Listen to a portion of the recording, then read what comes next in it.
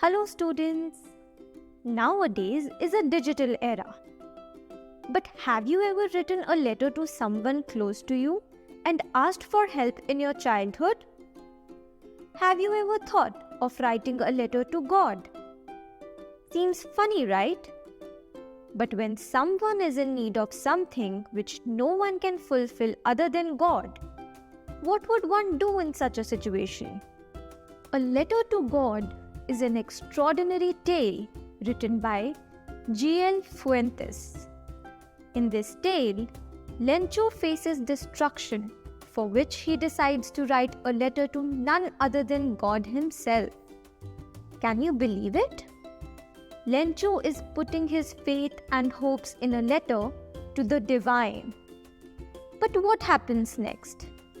Will Lencho receive a response? And if so, then who is the sender? Is it God himself answering Lencho's heartfelt prayers? Or is it something or someone else entirely? So let's find the answer to these questions together. Lencho was a hard-working farmer. His house was situated at a low hill in the valley. From this height, he could see his crops and the river flowing. He was expecting a good harvest, but the earth needed rainfall. Since morning, Lencho was looking at the sky. At the time of dinner, he told his wife that they were going to get rain. During the meal, big drops of rain began to fall. The air was fresh and sweet.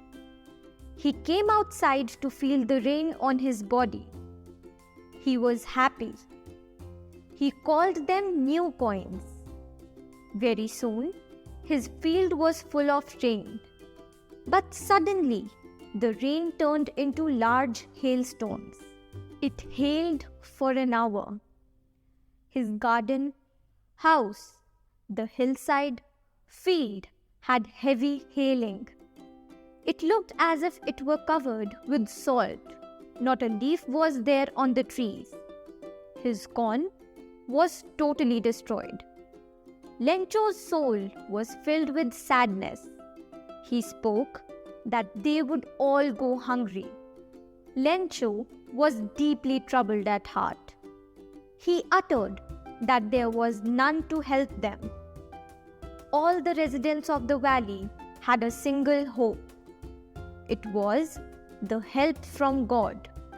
All through the night, Lencho thought only of his one hope, that is, the help of God. He believed the eyes of God see everything, even what is deep in one's conscience. He would not let them die of hunger. The following Sunday, Lencho went to the post office. He wrote a letter to God. He wrote, "God, if you don't help me, my family and I will go hungry this year. I need 100 pesos, a currency of several Latin American countries, to sow my field again and to live until the crop comes. The hailstorm has destroyed everything." He addressed the letter to God. He affixed a stamp on the envelope and put it into the mailbox. A postman got this letter and laughed heartily on seeing the address. He showed it to the postmaster. The postmaster was a very friendly man. On seeing the letter, he became serious. He remarked about the writer's great faith in God. In order to not shake the writer's faith, the postmaster decided to answer the letter. He collected money from his employees and friends. He gave some part of his salary, but could not gather 100 pesos. It was a little more than half.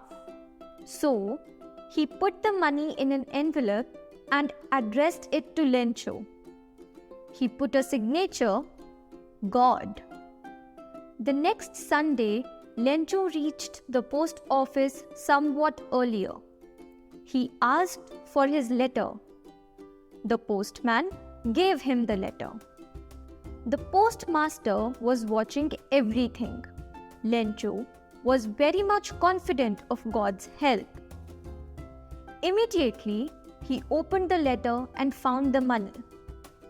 But he became angry on finding less money. He remarked that God could not make such a mistake of sending him less money. Immediately, Lencho went up to the window. He wrote a letter, fixed a stamp, and put it into the mailbox. The postmaster went to open it. He read the letter. It said, "God, only 70 pesos have reached me. Send the rest not through the mail, because the post office employees are a bunch of crooks." So students, in the end, Lencho's strong faith led him to receive unexpected help.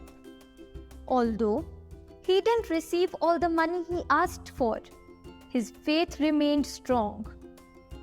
To conclude, we learned that faith has the power to give us anything we want, to fulfill our needs. However, one must realize that humanity still prevails. This story teaches us to stay hopeful and trust that help can come in surprising ways. So students, with this, we have come to the end of this video. Now that you've understood the chapter, open the EduRev app, study the summary, and take the test of this chapter. Your marks are going to tell whether you've understood the topic. And not just English, you get amazing courses for maths, science, social studies, Hindi, and much more on EduRev. Thank you.